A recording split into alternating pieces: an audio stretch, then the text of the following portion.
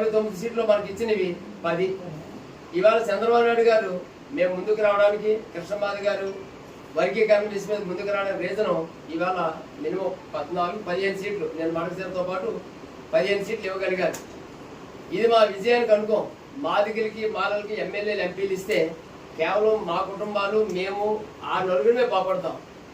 AB 9 కులాలకి ఏబీసీలు వర్గీకరణ చేస్తే మాల ఉపకులాలు మాదిగ ఉపకులాలు 59 కులాల రిజర్వేషన్ పొలాలని మాదిగల మాలలో తింటే మిగిలిన 57 కులాలకి 10 పైసలు కూడా లేని పరిస్థితి. ఇది దామాస ప్రకారం బీసీలలో వర్గీకరణే మందకృష్ణమాది గారు కోరుకుని మాల మాదిగ ఐక్యత రాబోయే రోజుల్లో దానికి నిదర్శనం మొన్నే జరిగింది. 9వ తారీఖున మందకృష్ణమాది గారు 8వ తారీఖున గుంటూరులో మీటింగ్ పెట్టి ఒక సంఘీభావం తెలియజేసి యావత్ రాష్ట్రాన్ని కోరగలిగితే మా తమ్ముళ్ళు మా అన్నలు మాల సోదరులు 27 దళిత కుల సంఘాలు మాల మహానాడు సృష్టికర్త పీవీ రవాణా అయితే